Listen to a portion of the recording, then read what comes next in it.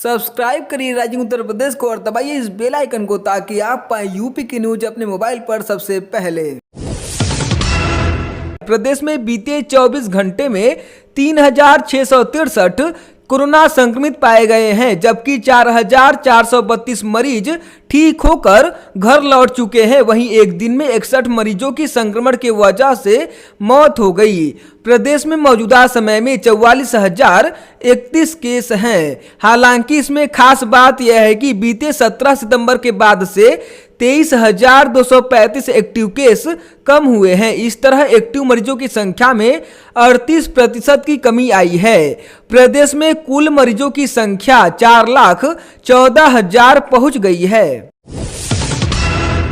प्रदेश में बिजली कर्मियों के 2 दिन के कार्य बहिष्कार के बाद सरकार को पीछे हटना पड़ा है। सरकार ने फिलहाल 3 महीने के लिए बिजली विभाग को निजी हाथ में सौंपने का फैसला टाल दिया है। निजीकरण को लेकर प्रदेश सरकार और बिजली विभाग के अधिकारियों के बीच बैठक में बिजली व्यवस्था के निजीकरण को 15 जनवरी तक टाल दिया गया है। इस फैसले के बाद बिजली कर्मियों की अनिश्चितकालीन हड़ताल को कर्मचारी संगठनों ने वापस ले लिया है। इससे पहले सीएम योगी ने मंत्रियों के साथ आला अधिकारियों को लेकर उच्च स्तरीय बैठक भी की थी। फैसला वापस लेने के दौरान सरकार की ओर से वितरण क्षेत्र को भ्रष्टाचार से मुक्त करने, बिलिंग व कलेक्शन एफिशिएंसी प्राप्त करने, उपभोक्ताओं को संतुष्ट करने के साथ ही उपकेंद्रों को आत्मनिर्भर बनाने में संघर्ष समिति सहयोग करेगी। इस दौरान यह भी प्रस्ताव दिया गया कि समिति द्वारा 15 जनवरी तक सुधार किए गए कार्यों की समीक्षा की जाएगी। साथ ही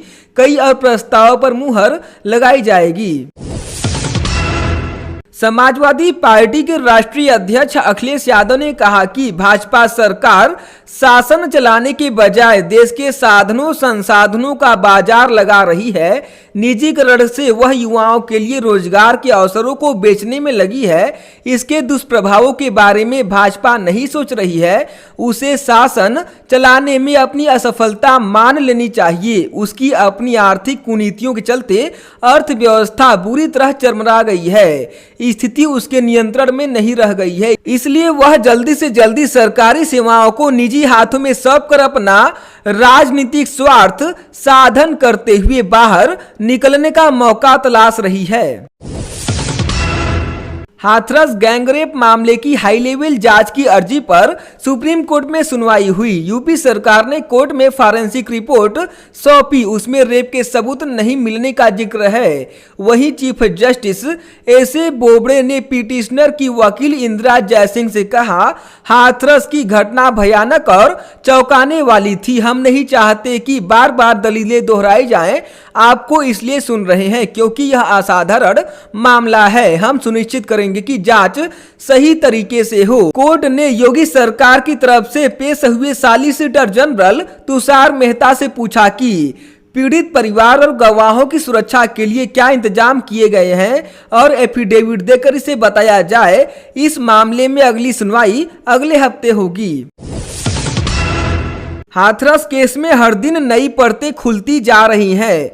इस केस में एक नया और बेहद चौंकाने वाला ट्विस्ट आ गया है। जानकारी के मुताबिक पीड़िता के भाई और मुख्य आरोपी संदीप के बीच पुरानी जान पहचान थी। दोनों के बीच फोन पर लंबी बातचीत की भी बात सामने आ रही है। सबसे बड़ी बात तो यह है कि बातचीत कई घंटों तक होती थी। 6 महीने में दोनों के बीच करीब 100 से ज्यादा बार बातचीत हुई। कॉल डेटा रिकॉर्ड यानी सीडीआर के मुताबिक आरोपी संदीप और पीड़िता के परिवार के एक नंबर के बीच बातचीत होती थी। ये नंबर पीड़िता के भाई के नाम पर रजिस्टर्ड है। दोनों नंबरों के बीच अक्टूबर 2019 से लेकर मार्च 2020 के बीच लगभग 5 घंटे करीब 100 बार बातचीत हुई है। हाथरस के बुलगड़ी गांव से 5 किलोमीटर दूर बघना गांव में सवर्ण समाज के लोगों ने आरोपियों के पक्ष में पंचायत की। लोगों का कहना है कि हमें जाति संप्रदाय के नाम पर बांटा न जाए, जो दोषी हैं उसे सजा जरूर मिलना चाहिए, लेकिन कोई निर्दोष फंसाया नहीं जाना चाहिए। ग्रामीणों ने इस पूरे केस में भीम आर्मी की भूमिका पर सवाल खड़े किए हैं। कहा कि भीम आर्मी के कार्यकर्ताओं द्वारा लोगों को धमकाया जा रहा है। हालांकि कुछ देर बाद पहुंची पुलिस ने पंचायत को तितर बितर कर दिया। गांव की प्रधान रूपवती ने कहा कि मुझे न्याय चाहिए, लड़का और लड़की पक्ष दोनों के लिए न्याय होना चाहिए। मैं प्रधान हूं, मुझे इस कृत्य के लिए शर्म आती है। गांव की बदनामी हो रही है। लड़का और लड़की में पहले से संबंध थे। प्रदेश की पूर्व मुख्यमंत्री और बसपा अध्यक्ष मायावती ने विपक्ष पर हाथरस कांड के बहाने यूपी में दंगा फैलाने की साजिश के आरोप को लेकर योगी सरकार पर पलटवार किया है। उन्होंने कहा कि यह आरोप सही है या गलत, यह तो समय बताएगा, लेकिन जनमत की मांग यह है कि सरकार अभी पीड़िता के परिवार को न्याय दिलाने पर अपना ध्यान केंद्रित करे।